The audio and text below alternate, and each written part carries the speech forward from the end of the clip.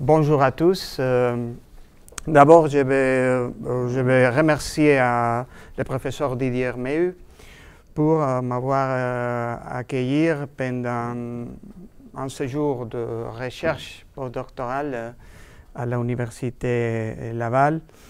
Et aussi, je vais remercier très chaleureusement Anne France en qualité de directrice de l'Institut des études anciennes et médiévales. Ensuite, je vous demande votre compréhension parce que je vais essayer de parler en français et par en espagnol, parler la langue de Molière, c'est pas si facile. Hein. Donc, peut-être on a des petites erreurs, mais en tout cas, je ne fais rien.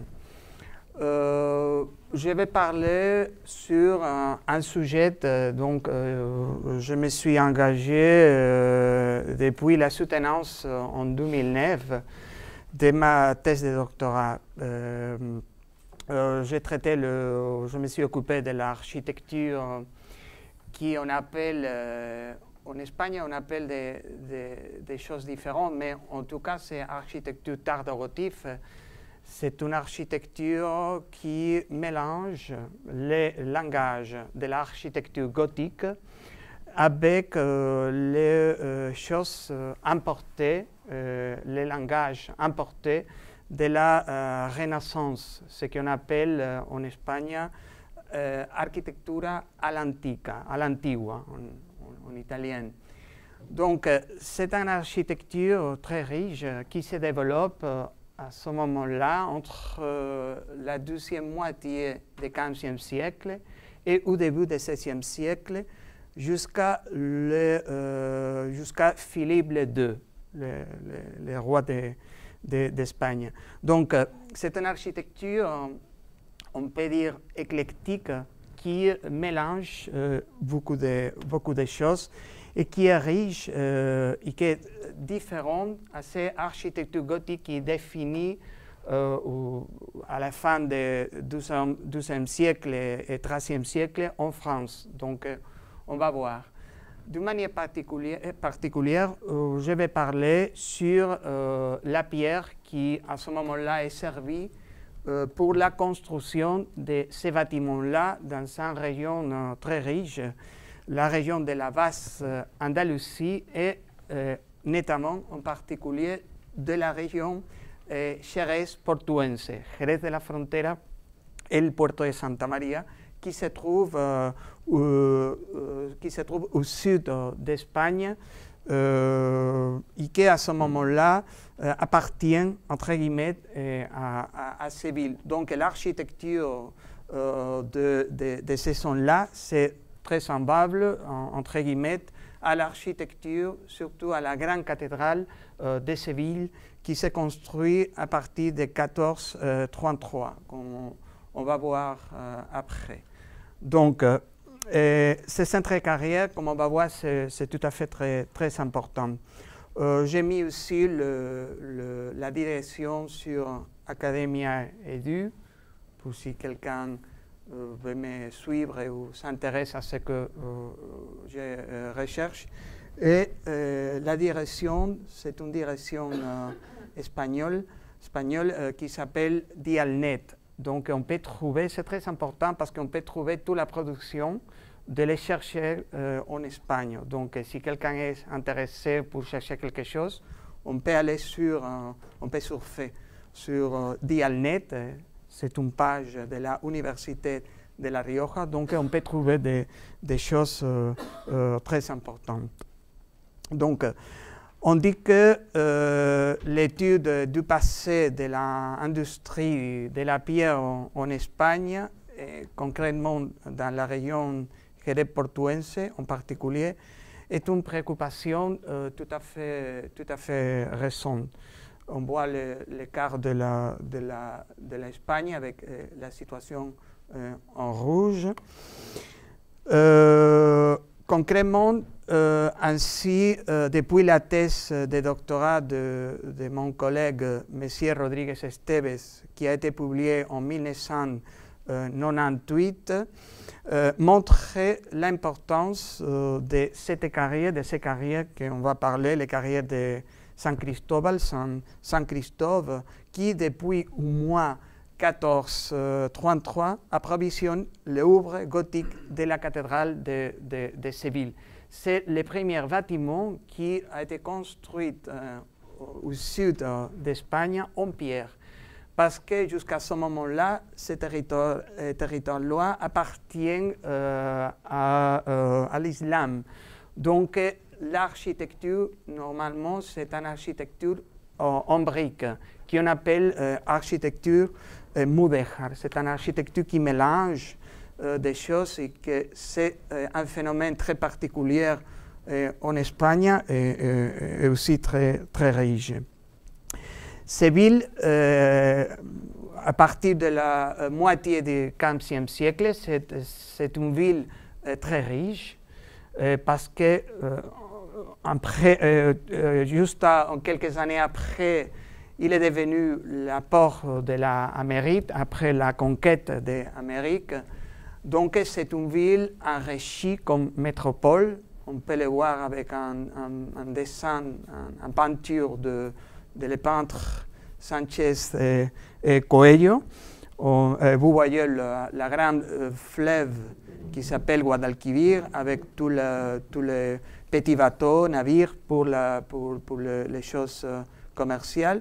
Et on voit la grande cathédrale de Séville qui s'est construite avec la pierre de la montagne de San Cristóbal transportée par bateau en montant la fleuve du Guadalquivir, avec la tour de l'époque islamique transformée après qui s'appelle Giralda. La cathédrale de Séville, c'est une cathédrale, on peut dire, monstrueuse. C'est la plus grande cathédrale gothique du monde, plus grande que la cathédrale de Milan. C'est très étudié, très intéressant.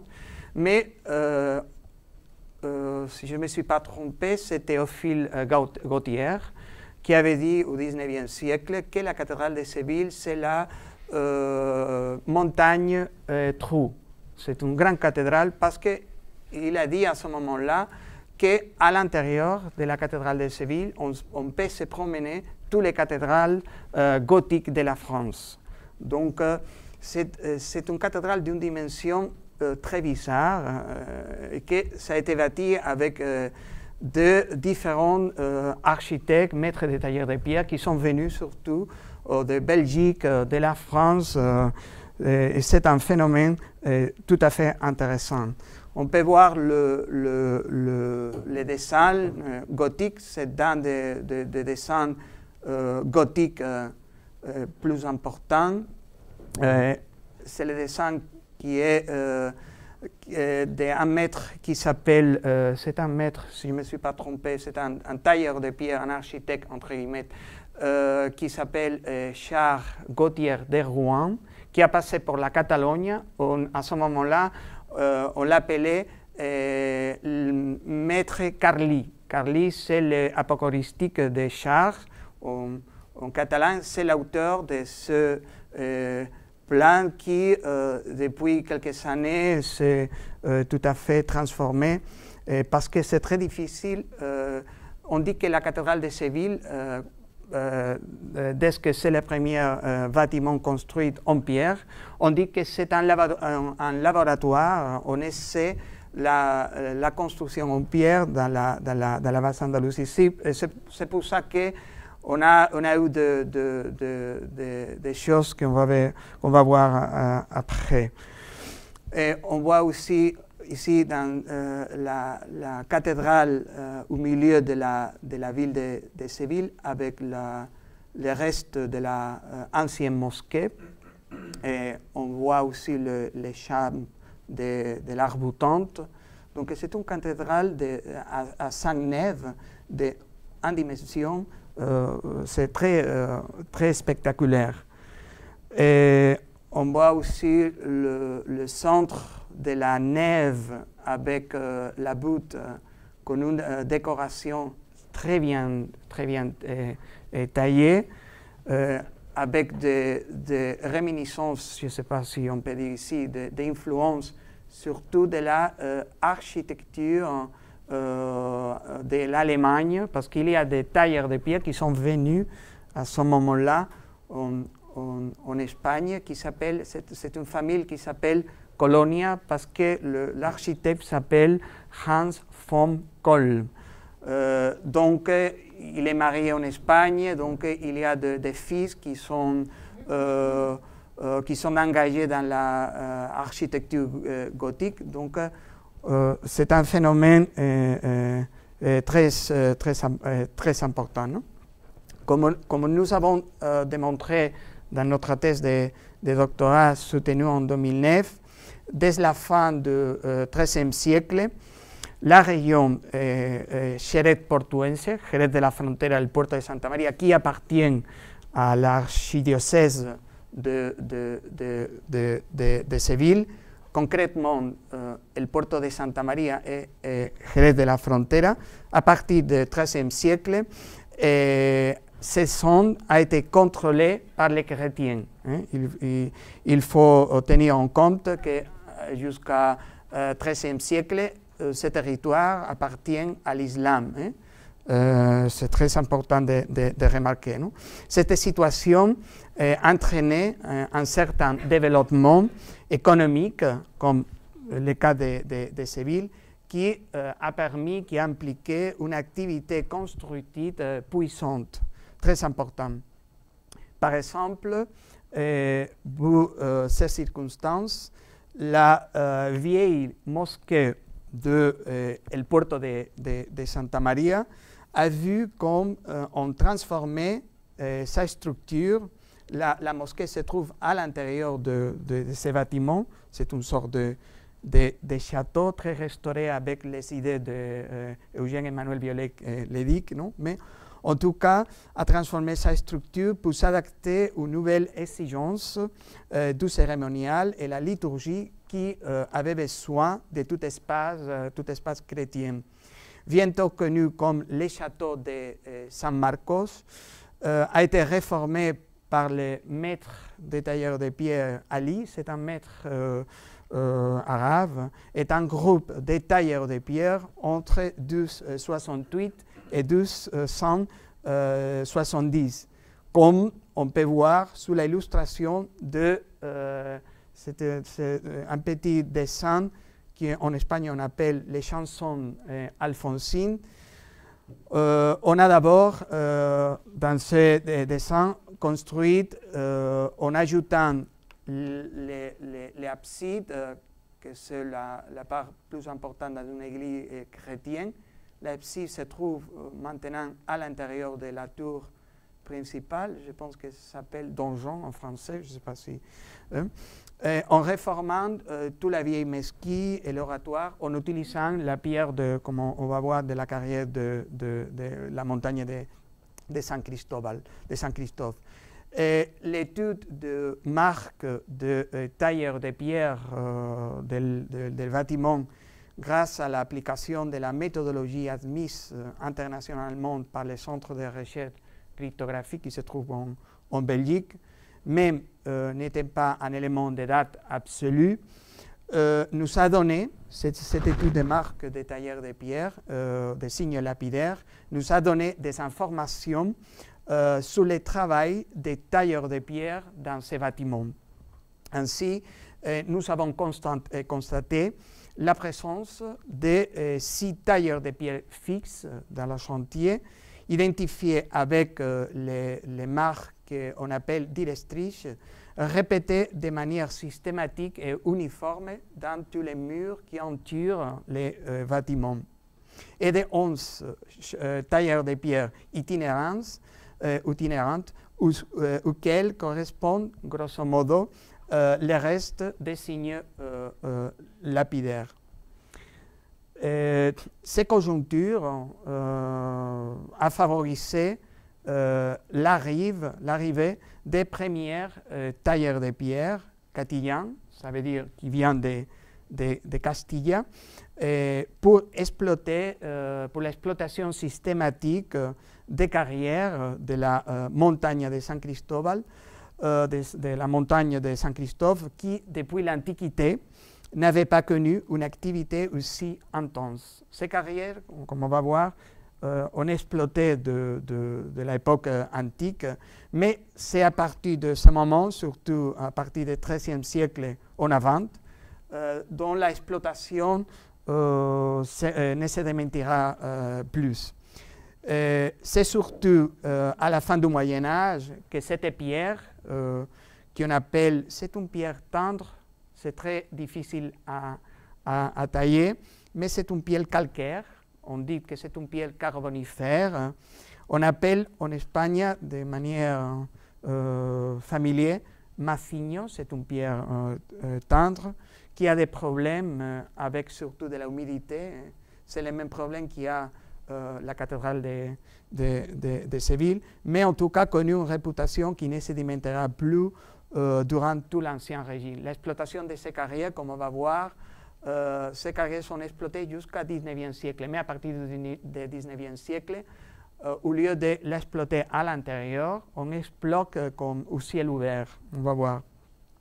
L'assistance des carrières proches à ces centres, où se trouve le Puerto de Santa María, Jerez et la ville de Séville, a été un facteur important dans la construction du Moyen-Âge. Donc, on voit aussi Jerez et le Puerto de Santa María, c'est les carrières qui se trouvent, les montagnes se trouvent au milieu, à la moitié de distance, c'est la province de Cadix, avec la capitale, dans la mer Atlantique, Cadix et Séville qui se trouve.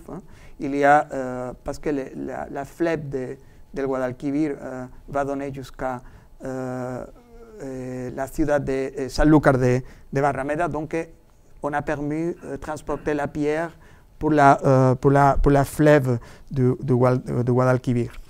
L'activité lithique que vivent ces carrières de la montagne de San Cristóbal a favorisé, à partir du XIIIe siècle et durant le XIVe siècle, XVe siècle et XVIe siècle en avant, une atmosphère constructive extrêmement dynamique dans toute la vaste Andalousie.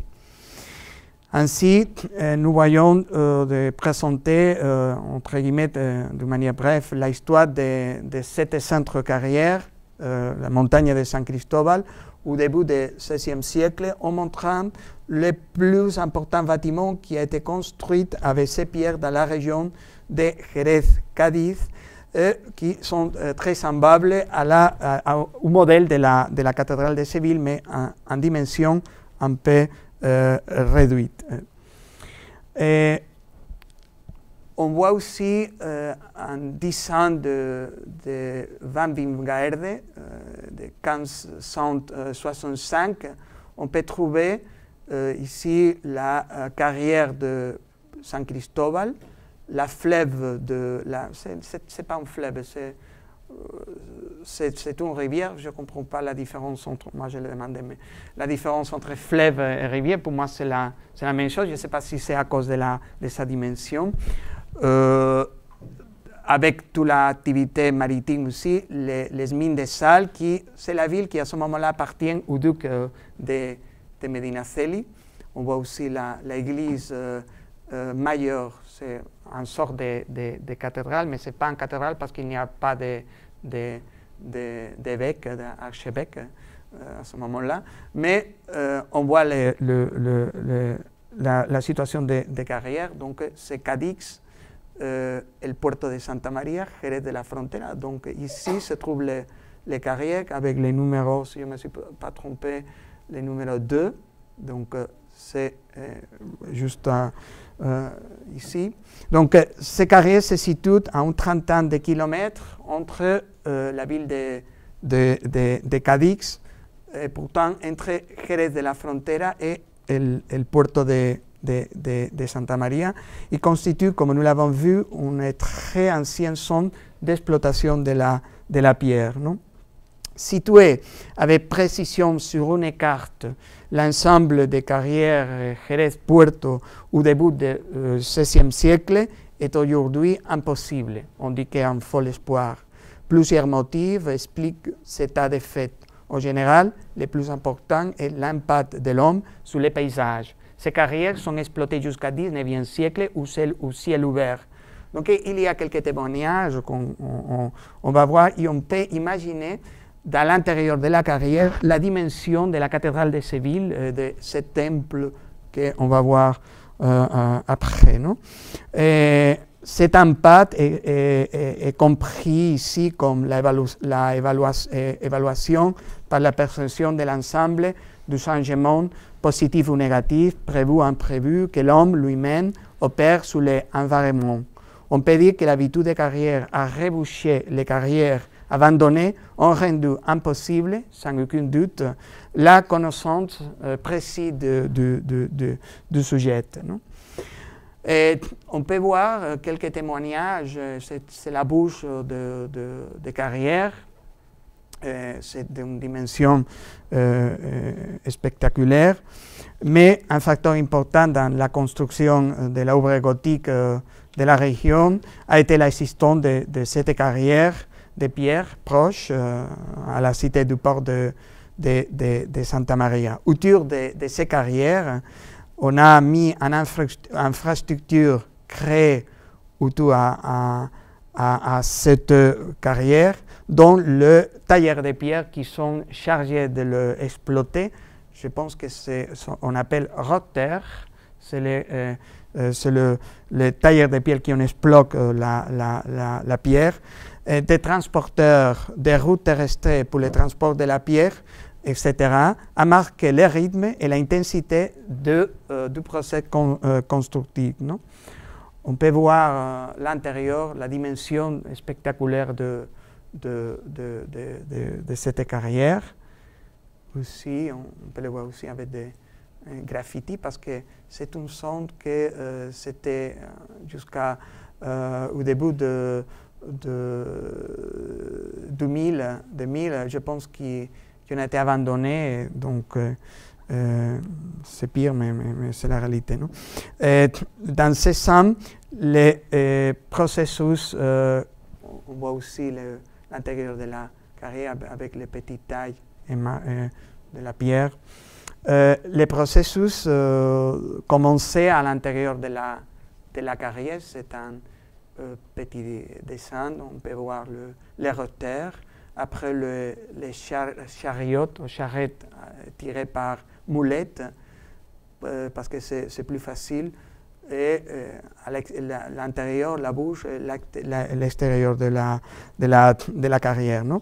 Dans ce sens, les processus commençaient à l'intérieur de la carrière, ceux qui étaient chargés de cette tâche relativement simple, mais franchement durée, on était les rotters. Ceci faisait partie d'un groupe hautement professionnalisé qui a rendu possible le développement d'une puissante industrie lithique à la fin du Moyen-Âge. Normalement, ces rotters sont originaires de la zone de Jerez et le Puerto de Santa Maria.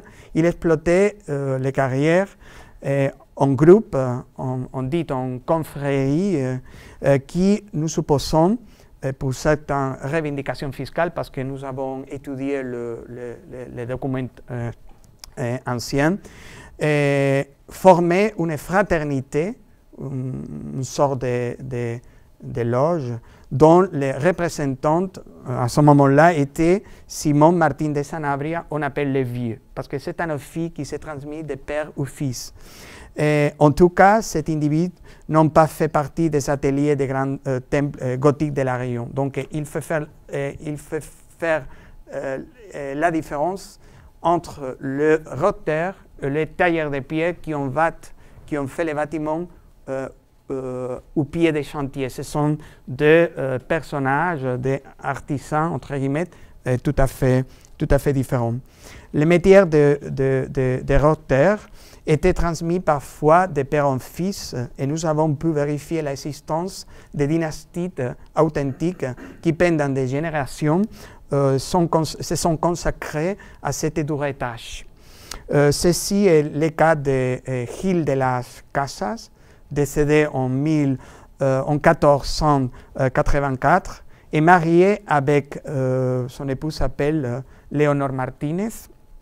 De ce mariage entre Leonor Martínez et Gil de las Casas sont nés deux fils, Diego Gil de las Casas et Pedro Gil de las Casas.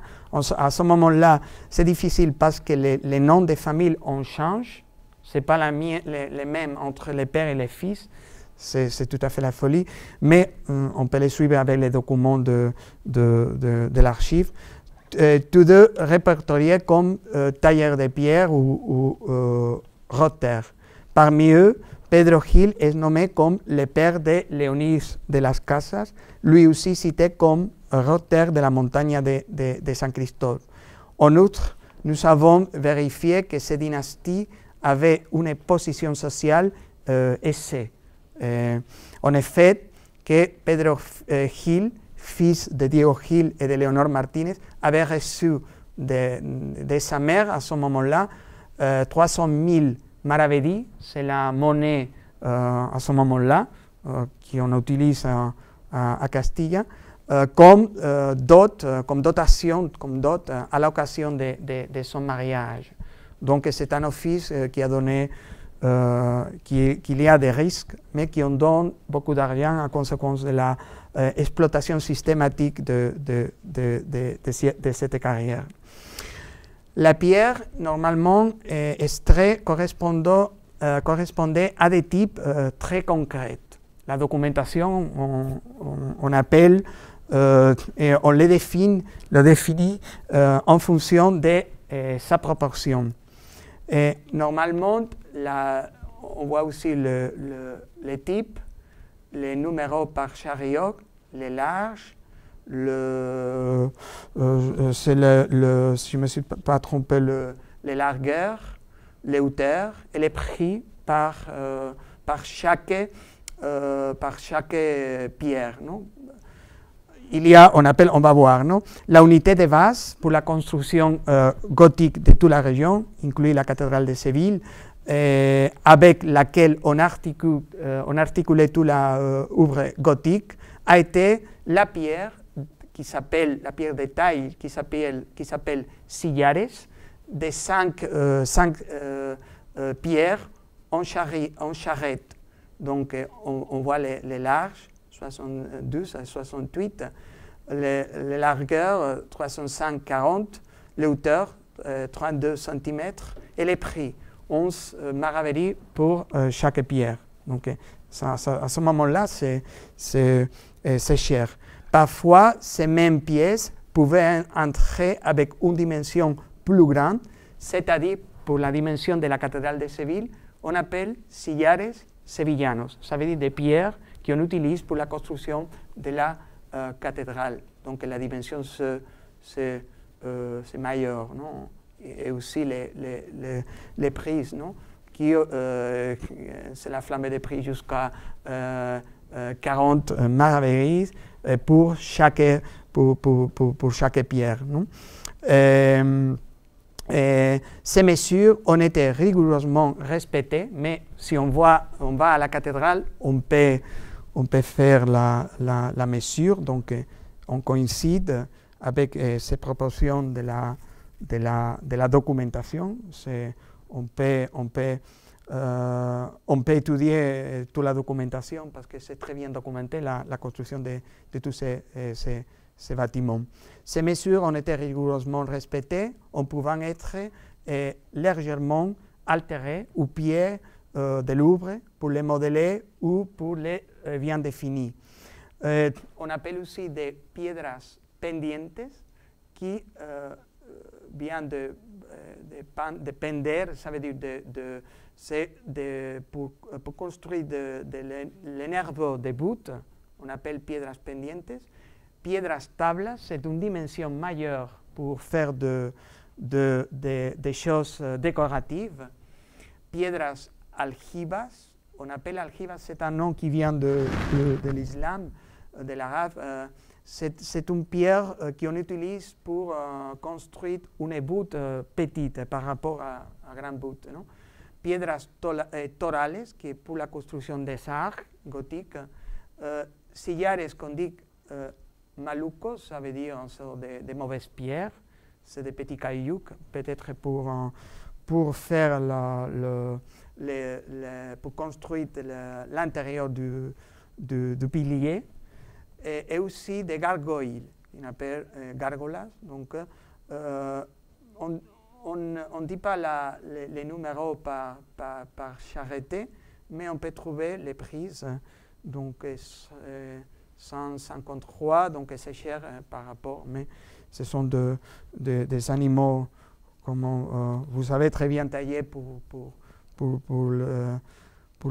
l'édifice. Non? La pierre était, on a des photos du 19e siècle, donc on voit que la pierre, et à ce moment-là, parce que dans la documentation on dit, la pierre était transportée par voie terrestre.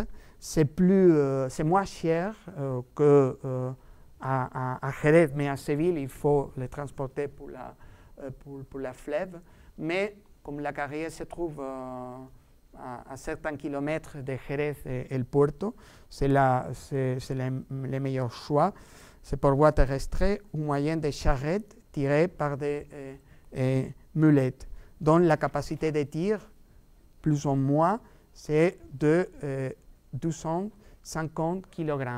Donc, il faut tenir en compte que 2 pierres correspondent à 50, 2 pierres sévillanes correspondent à 255 kg et 100 pierres sillares, ça correspond à 250 kg. Donc, on peut, avec la documentation, je peux calculer les numéros de tonnes de pierres qui ont été nécessaires pour faire la construction de chaque bâtiment.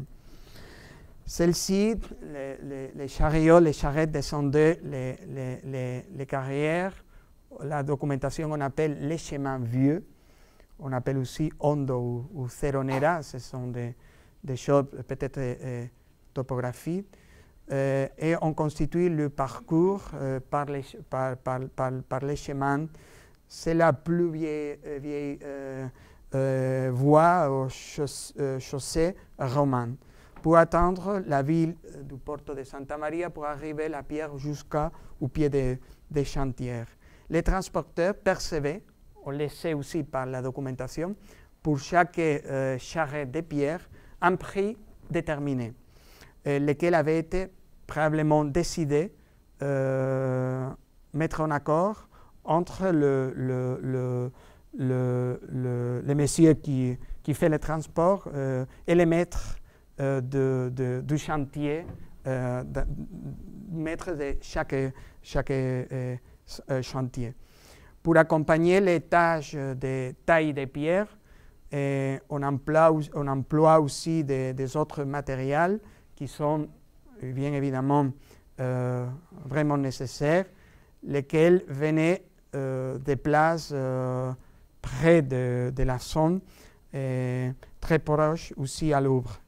Les sables qui étaient apportés de la basse-cour de la palourde del littoral del Puerto de Santa Maria, la chaux mesurée en caïces, c'est une mesure pour savoir, était transportée depuis les furs situés dans les montagnes aussi de San Cristóbal, qu'on appelle Pago de Tiros. La boue employée pour couvrir des tuiles venait de la zone aquifère qu'on appelle los cañuelos, et les plâtres compatibilisés dans, je ne sais pas comment on dit, de quintales, quinto, était aussi un matériel extrêmement important pour fournir, pour faire la construction. Donc, toutes ces carrières, avec la documentation, ont servi pour la construction de la cathédrale de Séville et aussi pour certains édifices tardo-gothiques à la région Jerez et le Puerto de Santa Maria au début du XVIe siècle. l'église de Saint-Michel, Saint-Miguel, l'église de Saint-Jacques, Santiago, et dans le puerto de Santa María du XVIe siècle, l'église prioral de Nuestra Señora de los Milagros, ¿no? La église majeure de la Vierge miraculeuse, et le monastère de Notre-Dame de la Victoire, Nuestra Señora de la Victoria.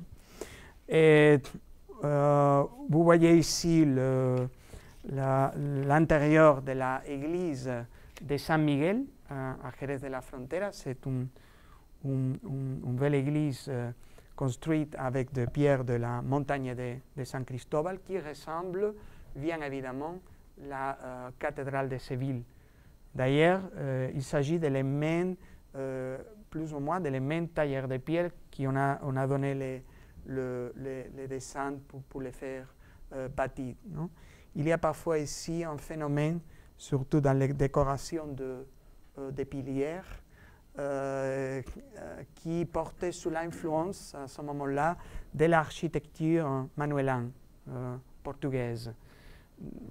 On a étudié parce que c'est très semblable à des motifs décoratifs, à des bâtiments à Portugal, le monasterio de los Jerónimos à Lisbonne, el monasterio de Cristo de Tomar, la cathédrale de Coimbra, la cathédrale de Praga. Il y a des motifs, c'est les mêmes. Donc, et aussi les noms de tailleurs de pierre qu'on a trouvé dans les documentations. Et les noms, c'est portugais. Donc, on voit aussi toute la décoration très semblable à la part centrale de la cathédrale de Séville. C'est aussi l'église de San Miguel, avec la décoration de Bouddha très bien taillée, avec une stéréotomie très particulière. Donc, selon le nombre de pierres aljibas, on peut savoir à ce moment-là qu'est-ce qu'on construit. Donc, c'est une approche, on dit, entre guillemets, c'est aussi un peu d'archéologie, non, d'archéologie du chantier, mais c'est très intéressant. On voit aussi les absides, donc toute la décoration avec d'une taille assez très raffinée, des motifs qu'on peut voir à Portugal. La porte très bien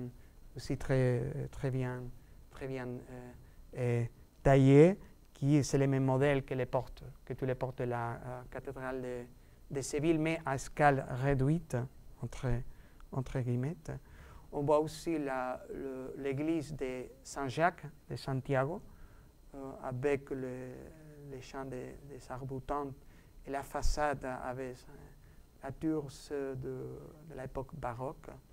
Mais nous savons que c'était la façade occidentale de l'église a été bâtie à la fin du XVe siècle parce qu'on a trouvé les documents, et aussi parce que dans les armoiries, on trouve la grenade, que c'est le distinctif des rois catholiques.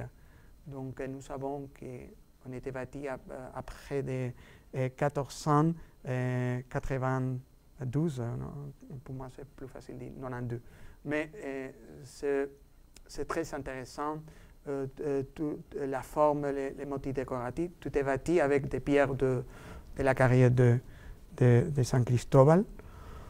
On peut voir aussi à l'intérieur la dimension de cette église avec les piliers en correspondance de la nervadure avec les bouts, les arcs tout à fait gothiques.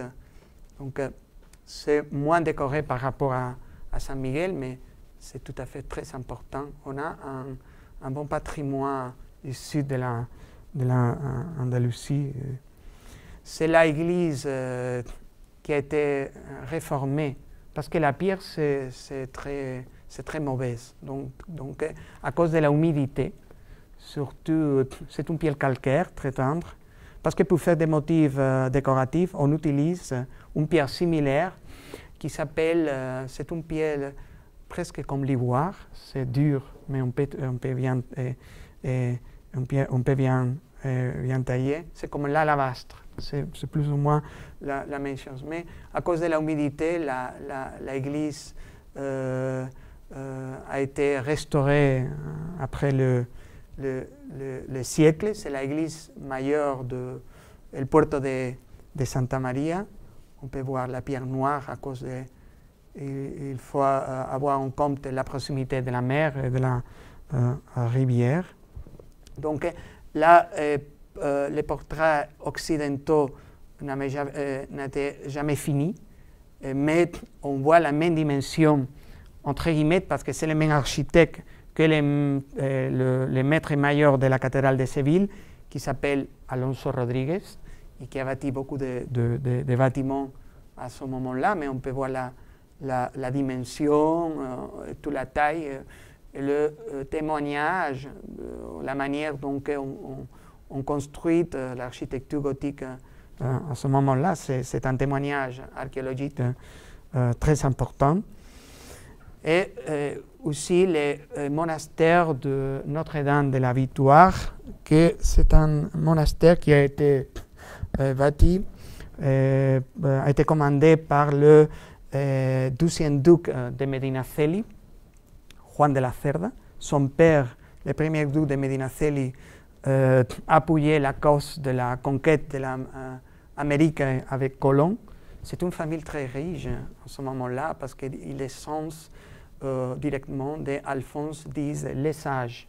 On appelle le lignage de la Cerda parce qu'il est né avec un petit poil de cochon à la poitrine. Donc, on appelle aussi le lignage de los infantes de la Cerda.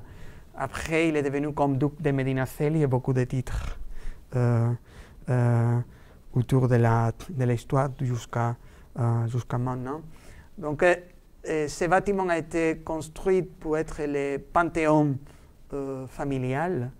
C'est très intéressant parce qu'on a une riche iconographie à l'intérieur, mais la dimension, la forme, c'est plus ou moins la même chose. C'est plus cathéien par rapport à les églises que nous avons vues. Et à l'intérieur, aujourd'hui, c'est parce que à la fin du 19e siècle, ça a converti dans une prison. C'est une prison très importante parce qu'il y avait des délinquants très fameux et lootés à ce moment-là.